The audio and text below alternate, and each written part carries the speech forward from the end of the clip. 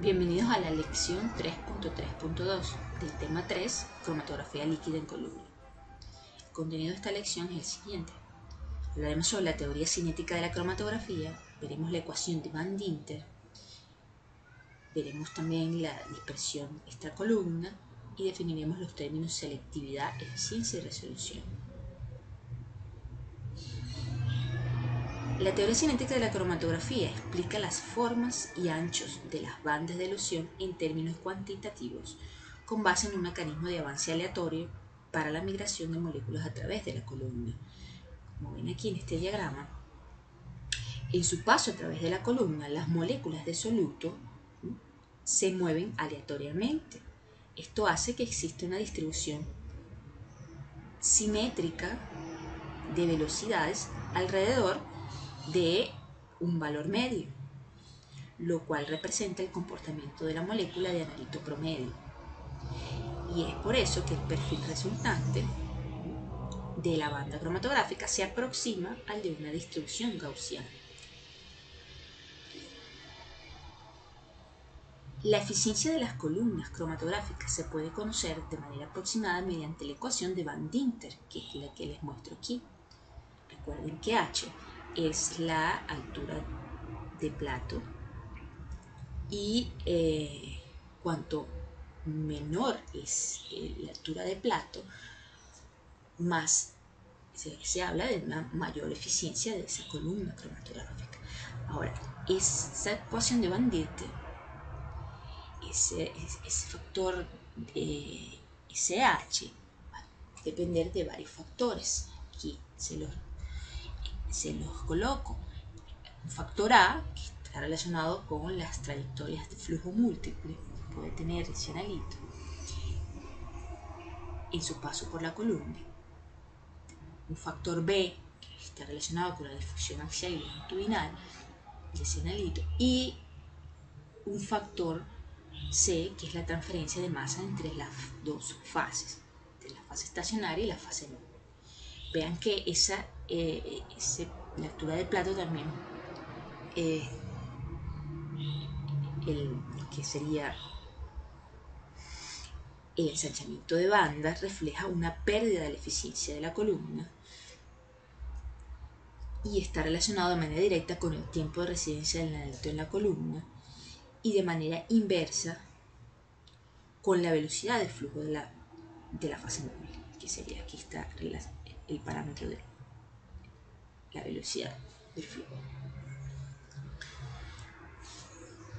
Entonces, los estudios de eficiencia se realizan determinando el parámetro H en función de la velocidad de la fase móvil, U o mu. Veremos cada uno de estos aspectos a continuación. El primero es el coeficiente de difusión de Eddy, también llamado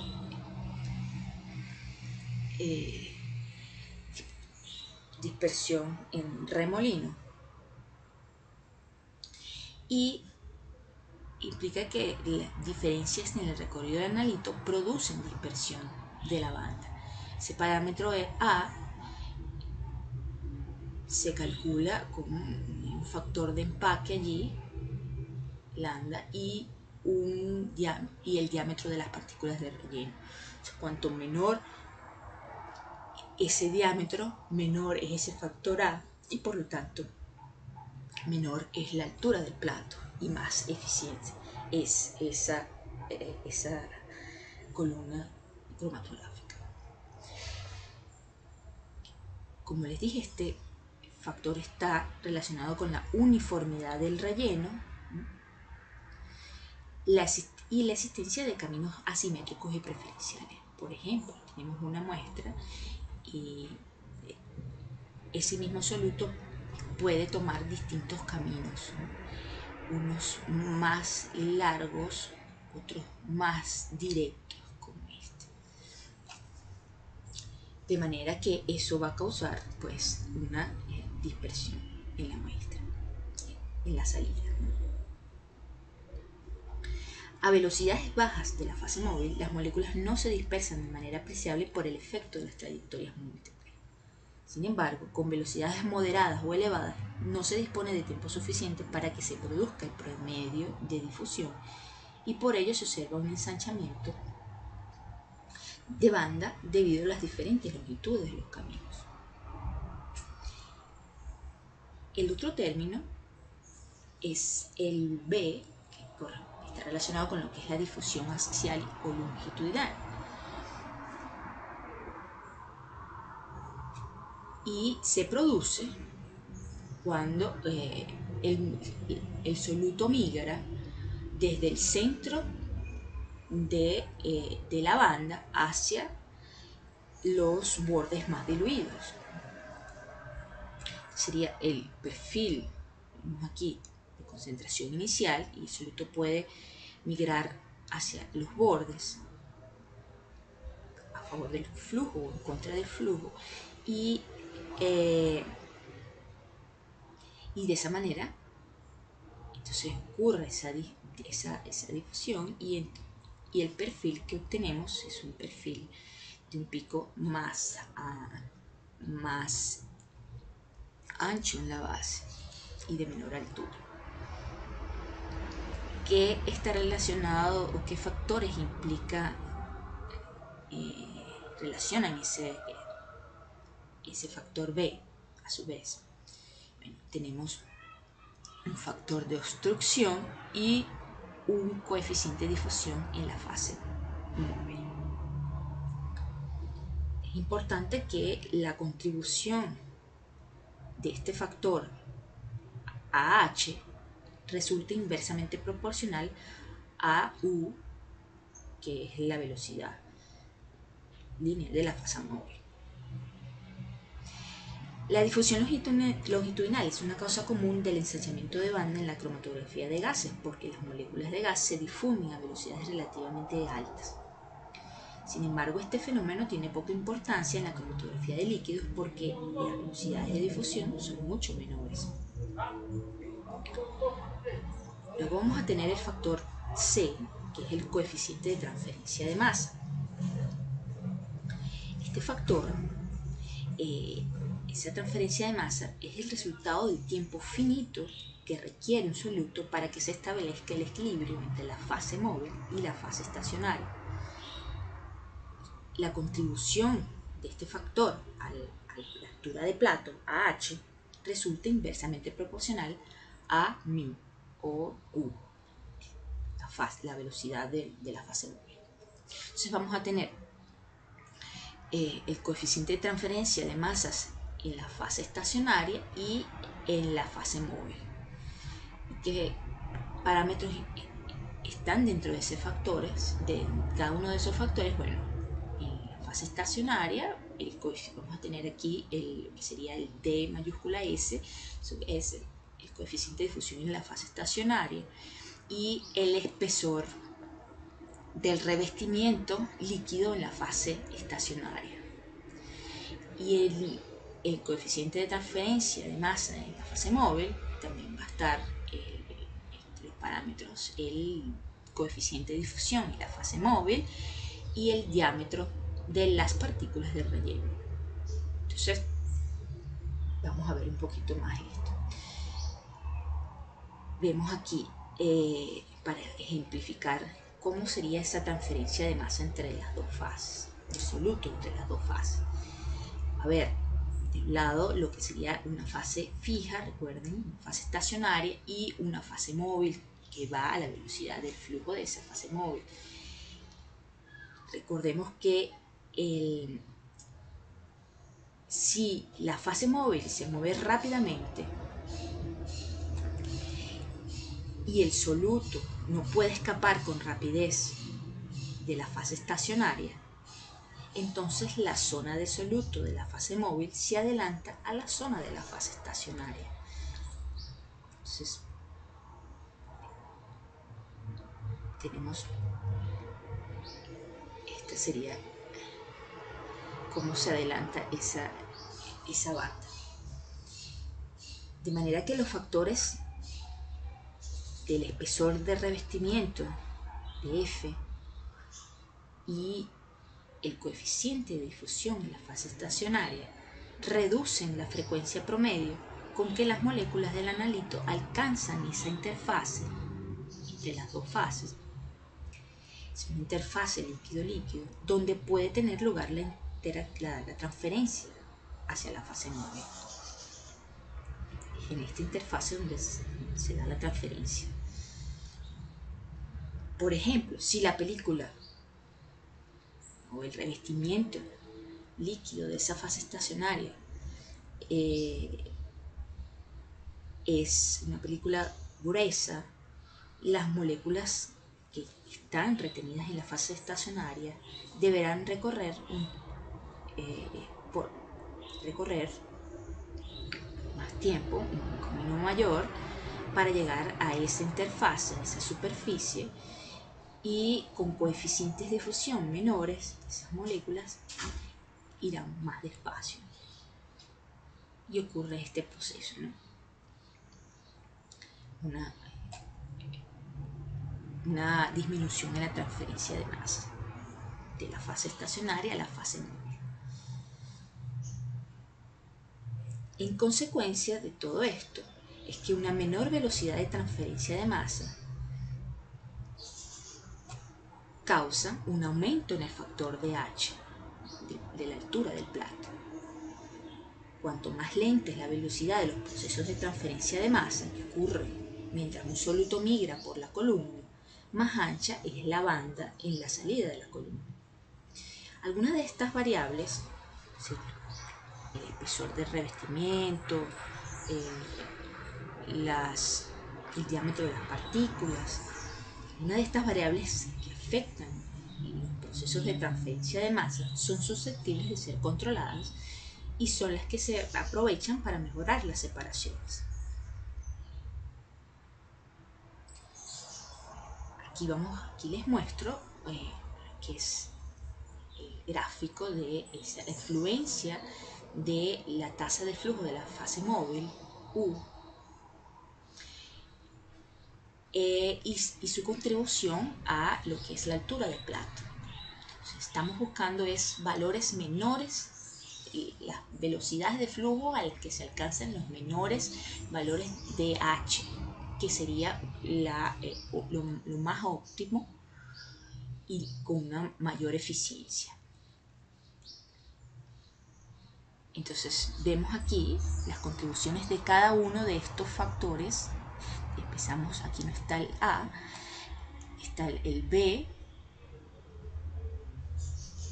y la transferencia de masas. El resultado de esos factores, sumatoria, daría esta curva que vemos aquí, con un óptimo de velocidad lineal de la fase móvil. Si vemos eso, comparamos ese gráfico para cromatografía de líquidos y luego para cromatografía de gases, vamos a ver que ambos muestran un mínimo de H, que sería un máximo en eficiencia, a tasas de flujo lineales bajas, alrededor de 0,1 centímetros por segundo, y para líquidos, y alrededor de poco más de 15 para centímetros por segundo para cromatografía de gases. Sin embargo, ¿cuál es la diferencia entre estas dos? En que en cromatografía de líquidos se presenta casi siempre a tasas de flujo muy por debajo de las cromatografías de gases. El número de platos teóricos y la eficiencia de la columna son por lo regular superiores con las columnas de cromatografía de gases. La gran diferencia en plato teórico, en H, se puede explicar si se consideran las velocidades relativas de la difusión longitudinal en las dos fases. Es decir, el factor B en la cromatografía de gases tiene mayor peso que en cromatografías de líquidos. Y en cromatografías de líquido, sobre todo, lo que sería en las dos, ¿no? Pero vamos a destacar que lo que a nosotros nos respecta, que corresponde estudiar, que es cromatografía de líquido, el factor que relaciona lo que es la transferencia de masas entre las dos fases es uno de los que más afecta es la altura de platos y por lo tanto la eficiencia de las separaciones. Aquí lo vemos.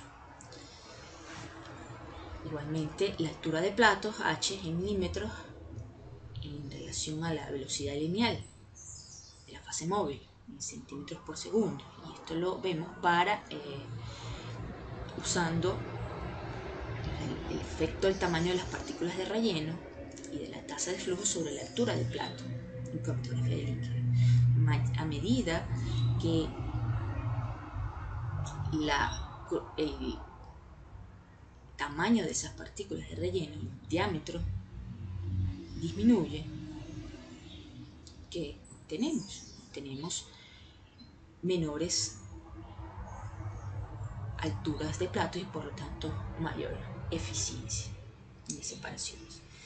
De manera que tanto el factor A, eficiente de Eddy, y la transferencia de masa de la fase móvil disminuyen con el diámetro de las partículas de relleno, y son esos factores los que más dominan la eficiencia de una columna.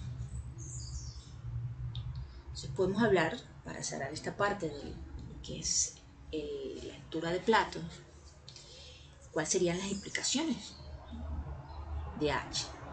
Entonces es necesario que se escojan partículas de empaque de un diámetro pequeño y deben ser empacadas lo más homogéneo y uniforme posible, pero debe establecerse un compromiso entre el tamaño de las partículas, la longitud de la columna y la presión requerida. Segundo, para reducir el tiempo en la transferencia de masa es beneficioso reducir el espesor de la fase estacionaria y escogerlas de tal manera que sean poco viscosas para favorecer así la difusión del soluto en la misma y permitir que ocurra la transferencia de masa de la fase estacionaria a la fase móvil. Porque tienen que tener en cuenta que el tiempo de residencia en cualquiera de las fases es muy irregular, y recordar que el descenso por la columna ocurre solo mientras la molécula está en la fase móvil, de manera que se deben dar esas, aunque quede retenida, debe haber transferencias de una fase a otra para que avance esa erosión. ¿Y qué más podemos hablar sobre las implicaciones de H? Bueno, el área superficial y la densidad del soporte de la fase estacionaria son fundamentales, así como su inercia química. Conforme las partículas son más pequeñas, la presión necesaria para impulsar la fase móvil a través de la columna será mayor y más difícil será empacar la columna de una manera homogénea. Entonces son aspectos que hay que tener en cuenta.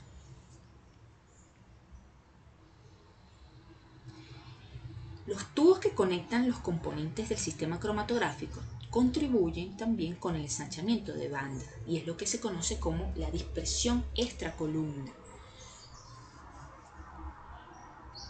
¿Cuáles son esos tubos? Bueno, tenemos el tubo que conecta la válvula de inyección de la muestra con la columna, el tubo que conecta la columna, la salida de la columna con el detector. Esos son ejemplos de tubos en donde puede ocurrir la dispersión extracolumna.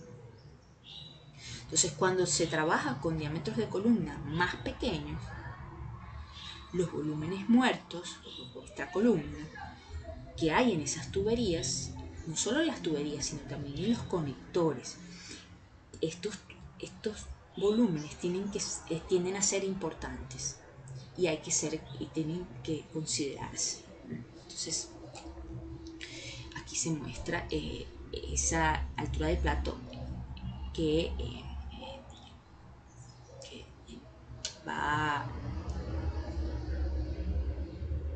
que suma pues el efecto de esa dispersión extracolumna a esa altura de plato. Entonces, fíjense cómo serían los picos si esas tuberías, los volúmenes fueran lo más reducido posible. Y si esas tuberías aumentan. Vean el efecto de esos picos. Pasamos de picos bien finos a picos más anchos. Entonces, ¿qué tenemos que hacer? Bueno, hay que usar tubos conectores cortos de diámetro interno pequeño entre el inyector y la columna, y entre la columna y el detector. Hay que asegurarse de que todas las conexiones de los tubos estén hechas con los fittings adecuados, unos conectores. Estos fittings deben ser adecuados de cero o de bajo volumen muerto. Y en el caso de detector, usar una celda de detector de bajo volumen, 2 microlitros.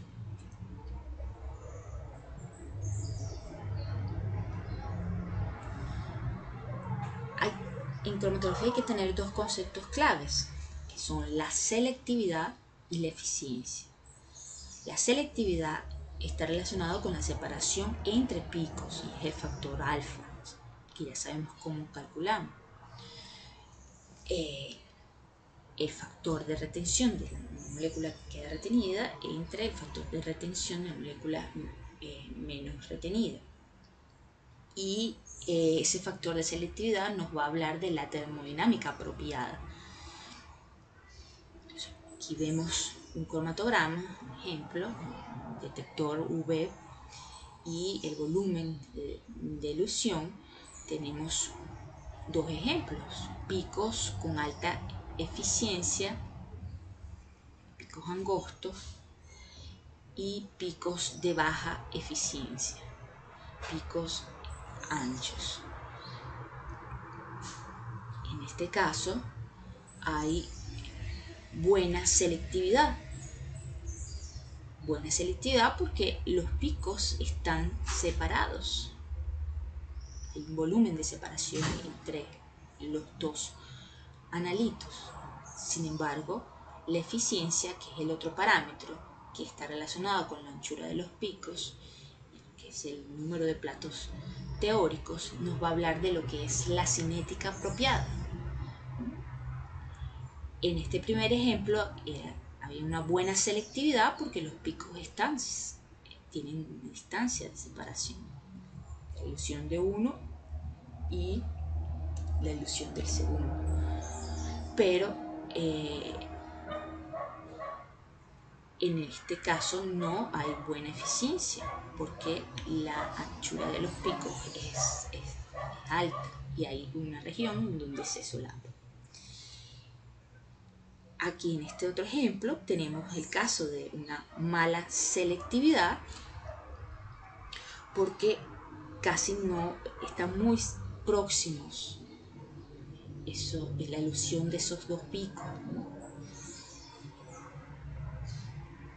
Ahora, este ejemplo es mala selectividad, pero una alta eficiencia porque se ve que serán picos angostos, pero debido a que eluyen muy próximos se solapan. Pero este que está acá es de mala selectividad y baja eficiencia, tanto que no se distinguen los dos picos.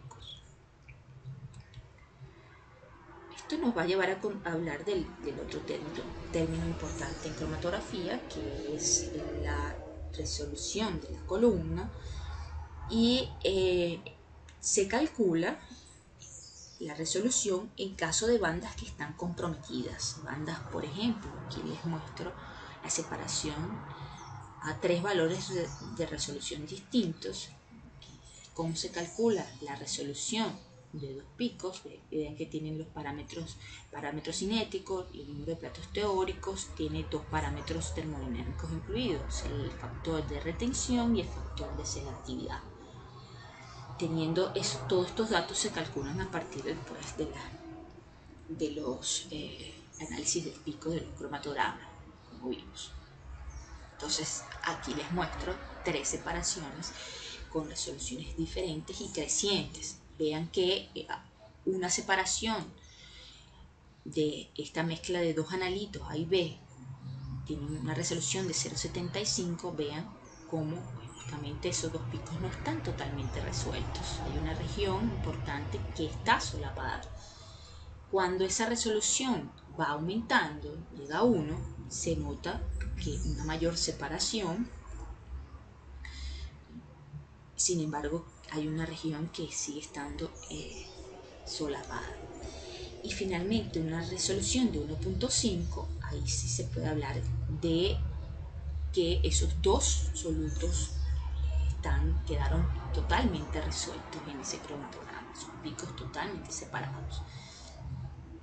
Vean aquí recuerden todos los parámetros, cómo se calculan, el tiempo muerto para aquella molécula que no interactúa con la fase estacionaria, los tiempos de retención de cada molécula, de la A y de la B, los anchos en las bases, trazando las tangentes, formando ese triángulo, y donde se intersectan en la base, en la línea base, esas tangentes, tenemos entonces esos anchos. Esos son todos los datos que necesitamos también para calcular esa resolución. Entonces,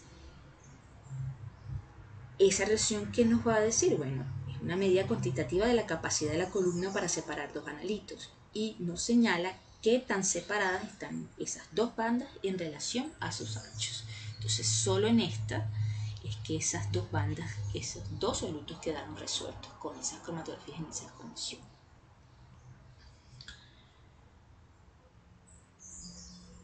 ¿Cómo podemos mejorar la resolución de una separación cromatográfica? Podemos mejorarla a través de la eficiencia, es decir, trabajando lo que son la parte cinética, una cinética apropiada. Esto podemos hacerlo duplicando la longitud del lecho cromatográfico, y con eso se aumenta la resolución. Recuerden que cuanto más es directamente proporcional al número de platos teóricos, aumenta L, va a aumentar N, por lo tanto la eficiencia. También podemos mejorar el empaquetado de la columna, y allí hacer por ejemplo un empaquetado más homogéneo y con tamaños de partículas adecuados para entonces disminuir, aumentar las transferencias de masa entre las fases y disminuir entonces lo que sería esa altura de plato. También podemos trabajar lo que serían los factores termodinámicos, en este caso el factor de retención. Vamos a ver que factores de retención mayores de 10, aquí los ven, mayores de 10, ya hablamos para cromatografía de líquidos, no aportan ventajas e implican elevados tiempos de elusión, que no es conveniente. De manera que los factores de retención ideales estarían entre 2 y 10. 2 y 10. Entonces ahí buscar un mejor binomio entre una resolución, separación de esas bandas y buenos tiempos aceptables de retención. Y por último, evaluar lo que sería la selectividad, el factor alfa. Esto implica encontrar el par fase móvil, fase estacionaria más adecuado. Y una de las formas de hacer esto también, mejorar la retención y la selectividad, los parámetros termodinámicos, es cambiar la composición química de la fase móvil durante la elusión. En general, el término alfa es el que resulta más útil para mejorar la resolución. Entonces, en la práctica, la selección de la fase estacionaria está muy limitada por el tipo de muestra problema. En este caso, solo queda como variable modificar la fase móvil. y se suele hacer es por elusión con gradientes. Veamos aquí el problema general de la ilusión y cómo abordamos esto. La figura muestra unos cromatogramas hipotéticos para una mezcla de 6 componentes formada por 3 pares de sustancias que difieren ampliamente en sus constantes de distribución y por tanto en sus factores de retención. Aquí ven los 3 pares de sustancias. En el cromatograma A, las condiciones se han ajustado de tal forma que los factores de retención de los componentes 1 y 2, es decir, la constante de retención 1 y la constante de retención 2, están en el intervalo óptimo de 1 a 5. Sin embargo, los factores de los otros componentes, factores de retención de los otros componentes, están muy alejados del intervalo óptimo. Y por eso entonces los tiempos de retención para estos factores son más elevados. No es conveniente. Se pueden obtener de manera separada estos dos en tiempos adecuados, pero los otros 4 se tardan mucho en el huir y los picos no son los ideales tampoco.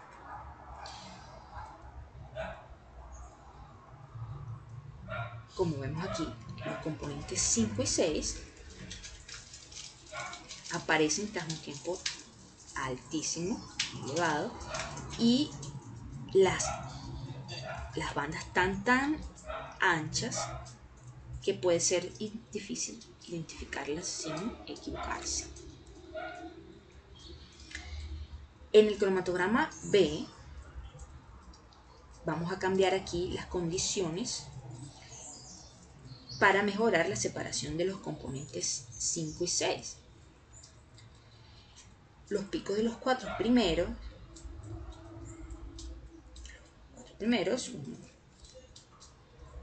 se agrupan de tal modo que su distinción es insatisfactoria. Cambiando las condiciones para que estos queden resueltos, les mejoramos entonces, no obtenemos la separación de los primeros 4.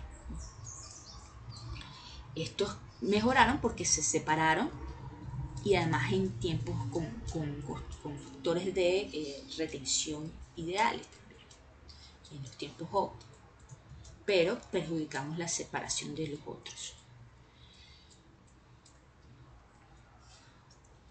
En el tercer conjunto de condiciones, en el cual los valores de K son óptimos para los factores 3 y 4, se obtiene un cromatograma como en la parte C. Sí. Ajustamos las condiciones de la cromatografía para que estos dos quedaran resueltos, picos separados, finos, y con tiempos de retención buenos, óptimos. Sin embargo, no se obtuvieron para los otros 1 y 2 separación, y para el 5 y 6 quedó mejor la separación en relación a esas condiciones. Sin embargo, siguen estando picos anchos. Entonces, una de estas, cómo solventar este problema de ilusión, de separación de los picos, es cambiar las condiciones que determinan los valores del factor de retención mientras tiene lugar la separación. Estos cambios se hacen por etapas o de manera continua. Y esos cambios es justamente cambiando la composición química de la fase móvil.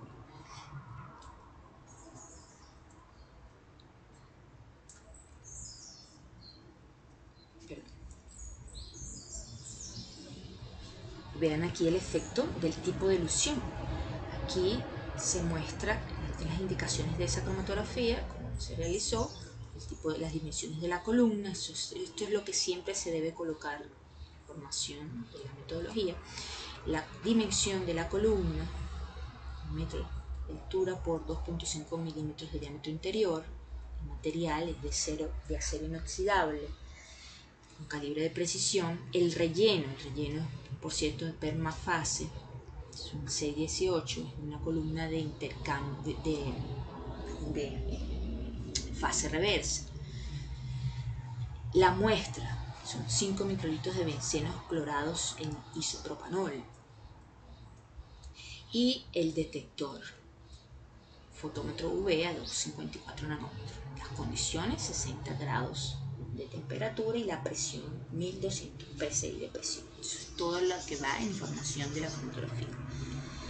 Vemos cuál es la diferencia aquí, que en unos casos se hace una ilusión isocrática. ¿Qué significa una ilusión isocrática? Es una ilusión que se hace sin cambiar la composición química de la fase móvil, la misma fase móvil durante toda la cromatografía. Aquí vemos la mezcla tiene 10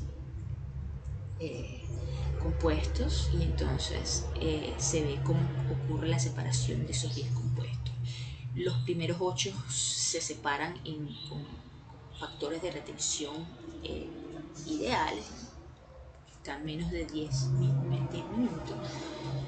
Ya el décimo, el último, ya está demorando alrededor de poco más de 25 minutos en salir de la columna.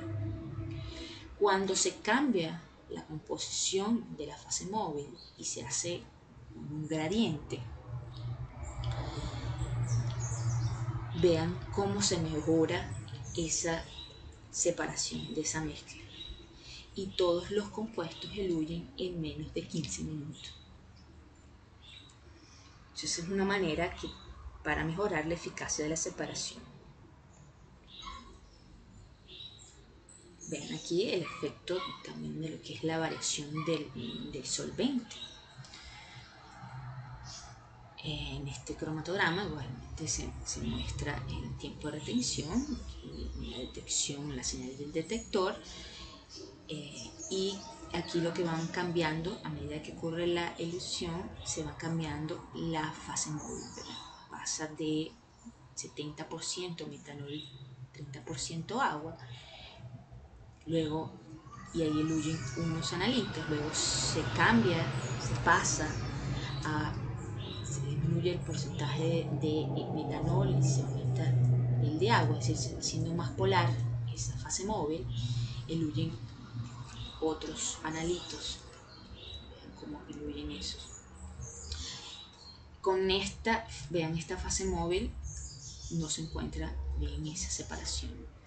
Ya cuando se hace más polar, vean cómo ya se ven varios picos, 5 picos, no totalmente resueltos, pero se ven. Después, fíjense que hay una nueva inyección de la muestra. Se cambia acá la fase móvil, se eluye, luego se espera que se equilibre la columna, se inyecta nuevamente y se pasa en la otra fase móvil, se ve la resolución, se espera nuevamente que la línea base, y así sucesivamente con todas. Al final, vean, se consigue una excelente resolución, separación de la mezcla de los 5 compuestos con una mezcla de solvente de metanol 40% y agua 60%. Lo ven aquí, los 5 solutos de esa mezcla bien resueltos.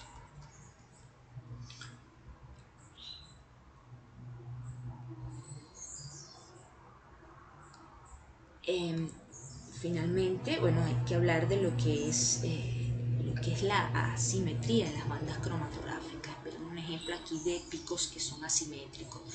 Este es un cromatograma, entre el señal de detector en el tiempo, vemos estos dos picos son ejemplos de picos asimétricos. Aquí se identifica lo que es la sobrecarga de la columna o el fronting en esta región, el fronting, y los efectos de absorción, picos con cola. Esta sería la cola. del pico. Y este es el fronting. Y esto puede ser la causa de la asimetría de los picos.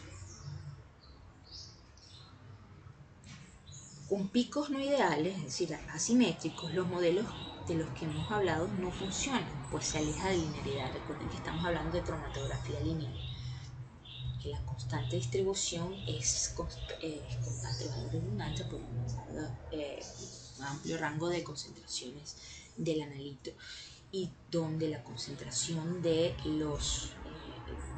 analito, del soluto en la fase estacionaria es directamente proporcional a la concentración de ese analito o soluto en la fase móvil. De manera que eso nos lleva a tener picos tipo Gauss, ¿no? Distribución gaussiana. Pero cuando son picos asimétricos, estos modelos no funcionan. Entonces, la tecnología de punta es ir hacia anchos de bandas más finos.